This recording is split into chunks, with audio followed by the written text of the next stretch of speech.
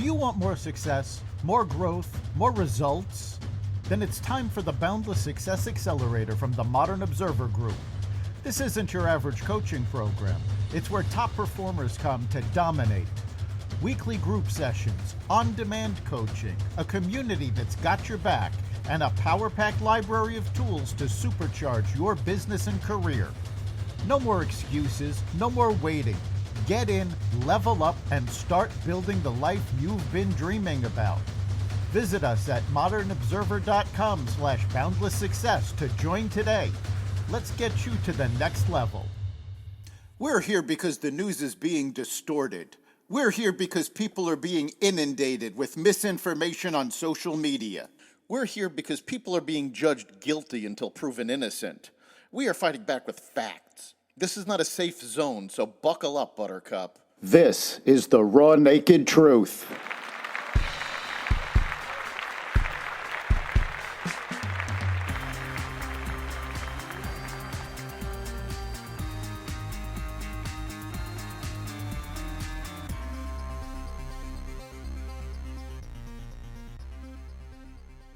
Missiles fly in Israel, Pakistan, and Ukraine. Trump says he will not try for a third term as president. The U.S. budget protects Medicare, Medicaid, and Social Security, and more. Welcome to the Raw Naked Truth. I'm your host, Eric Lopkin, and here's the news you need to know. A ballistic missile fired by the Iran-backed Houthis in Yemen impacted on the grounds of Ben Gurion Airport on Sunday morning, injuring 6 people, none of them seriously. The blast occurred in a grove of trees alongside an access road close to the airport's main Terminal 3, several hundred yards from the airport control tower. The military said it made several attempts to intercept the missile, but failed to shoot down the projectile. An impact was identified in the area of Ben Gurion Airport, it said. The attack marked the first time a Houthi missile had impacted within the grounds of the airport.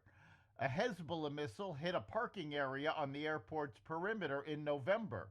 Both the Israeli Air Force's long-range Arrow air defense system and the U.S.'s THAAD system failed to intercept the Houthi missile, defense sources said. The Israeli Air Force's aerial defense array was investigating the failure.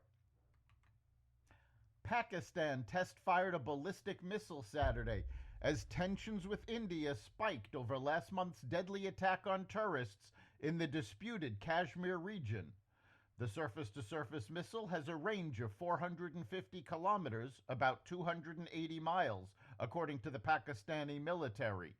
There was no immediate comment about the launch from India, which blames Pakistan for the April 22nd gun massacre in the resort town of Pahalgam, a charge Pakistan denies.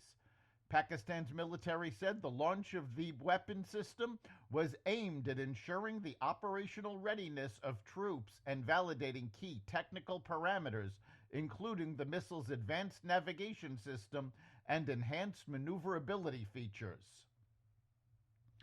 Ukraine has claimed it shot down a Russian Su-30 fighter jet in the Black Sea using a seaborne drone for the first time. This is the first time in the world that a combat aircraft has been destroyed by a marine drone, the Defense Intelligence of Ukraine said in a statement on Saturday, adding it burst into flames in the air and eventually fell into the sea. Ukraine's military intelligence said one of the units destroyed the fighter jet on Friday with the Ukrainian Magura drone near a key port city for Russia, where Ukraine claims there are remnants of Russia's Black Sea Fleet. Congress is attempting to overturn California's clean car rule that would ban the sales of gas-powered cars starting in 2035. The move has raised concerns about its practicality from automakers and the energy sector. The U.S. House of Representatives on Thursday voted 246 to 164 on a GOP resolution to express congressional disapproval of California's Advanced Clean Cars 2 rule, which was first adopted in 2022 and establishes a minimum percentage of zero-emission cars that rises from 35% for the 2026 model year to 100% in 2035. Before the Biden administration left office, it granted a Clean Air Act waiver to California in December to allow the rule to move forward. Democratic Governor Gavin Newsom said at the time that clean cars are here to stay and added that California can rise to the challenge of protecting our people by cleaning our air and cutting pollution. The California electric grid is completely incapable of handling an influx of electric cars. The House resolution, which would repeal Biden's waiver and prohibit the California law from going into effect, passed with the support of all 211 GOP lawmakers, as well as 35 Democrats, including 2 Democrats from California, who crossed the aisle to vote in favor of blocking the rule. Now it must pass the Senate and be signed into law by the president to take effect. President Trump proposed a budget Friday that would make big cuts to federal spending next year on health care, education, housing, environmental, and foreign aid programs, while boosting defense spending by 13% and border security funding by 65%. The proposal is what's known as a skinny budget, which is a summary presidents often release and is a guidepost for the budget that Congress is currently working on. One of the most important elements of the proposed budget is that there are no cuts to Medicare, Medicaid, or Social Security. President Trump signed an executive order late Thursday to end public funding of National Public Radio and PBS to stop what he called biased and partisan news coverage. The order directs the Corporation for Public Broadcasting to cease federal funding for NPR and PBS to the extent allowed by law. The order could be challenged in court. The White House said in a Friday statement that both organizations had received tens of millions of dollars in taxpayer funds each year to spread radical woke propaganda disguised as news. Unlike in 1967, when the Corporation for Public Broadcasting was established, today the media landscape is filled with abundant, diverse, and innovative news options, the executive order reads. Government funding of news media in this environment is not only outdated and unnecessary, but corrosive to the appearance of journalistic independence. Officials in the Trump administration are exploring ways of challenging the tax-exempt status of nonprofits, according to the Wall Street Journal, which reported this on Saturday.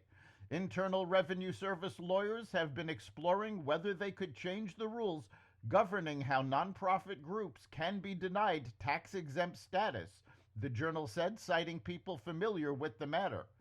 The meeting started taking place shortly after the Trump administration appointed Andrew DeMello as the new top interim lawyer at the IRS. Another senior IRS official, Gary Shapley, separately said in at least one meeting that he was giving priority to investigating the tax-exempt status of a select group of nonprofit organizations. Trump said on Friday his administration would revoke Harvard University's tax-exempt status, returning to a threat he issued against it as part of his wider attack on universities that have promoted anti-Semitism and anti-American activities and failed to protect a diversity of ideas. President Trump offered his clearest indication yet that he will leave the White House at the end of his second term without trying to extend his stay, acknowledging the constraints preventing him from seeking a third term in an exclusive interview with NBC News' Meet the Press. Trump also highlighted several other rising stars in the Republican Party he said are capable of carrying the MAGA mantle after he's finished as the GOP's elected leader, mentioning not only Vice President J.D. Vance, but also Secretary of State Marco Rubio, who has become a central player in his second administration. I'll be an 8-year president. I'll be a 2-term president. I always thought that was very important, Trump told Meet the Press moderator Kristen Welker in an interview that aired on Sunday. Warren Buffett on Saturday brushed off recent stock market volatility that has rattled investors over the past several weeks. What has happened in the last 30, 45 days is really nothing, the Berkshire Hathaway CEO said during the conglomerate's annual meeting. Buffett pointed out that there were 3 occasions over the last 6 decades where Berkshire Hathaway stock declined 50%. He noted that there was no fundamental issue with the company during these periods. I don't get fearful by things that other people are afraid of in a financial way, he said. Let's say Berkshire went down 50% next week. I would regard that as a fantastic opportunity, and it wouldn't bother me in the least. Given that, he said, the U.S. stock market's recent action should not be characterized as a huge move. This has not been a dramatic bear market or anything of the sort, Buffett said. The 94-year-old also stunned the business world when he closed out Berkshire Hathaway's annual shareholders meeting by revealing he would leave his CEO position by the end of the year. It even surprised his hand-picked successor, Greg Abel, who wasn't informed of the announcement beforehand. Employers across the U.S. added 177,000 jobs in April, a sign the labor market is still humming. Job growth was stronger than expected in April. Payroll gains exceeded economist forecasts of 135,000 last month, according to financial data firm FactSet. Non-farm payrolls increased a seasonally adjusted 177,000 for the month, slightly below the downwardly revised 185,000 in March, but above the Dow Jones estimate for 135,000. The Bureau of Labor Statistics reported on Friday. The unemployment rate, however, held at 4.2%, as expected, indicating that the labor market is holding relatively stable. The survey of households, which is used to calculate the jobless rate, showed an even stronger gain with an increase of 436,000 in those who reported holding jobs on the month. A broader unemployment gauge that includes discouraged workers and those holding part-time jobs for economic reasons or the underemployed edged lower to 7.8%. The labor force participation rate edged higher to 62.6%. America's second-largest grocery chain warned its suppliers that the retailer won't be accepting tariff-related price hikes due to President Trump's sweeping tariff policies. Albertsons Companies, which operates more than 2,200 stores across the nation, including King's, Balducci's, Safeway's, and Randall's, informed its suppliers of the policy update in a letter last month, according to American Economic Liberties Project researcher Matt Stoller. The supermarket chain said the update was made to keep products at competitive prices. With few exceptions, we are not accepting cost increases due to tariffs, the Idaho-based chain said in the letter. That's the Raw Naked Truth.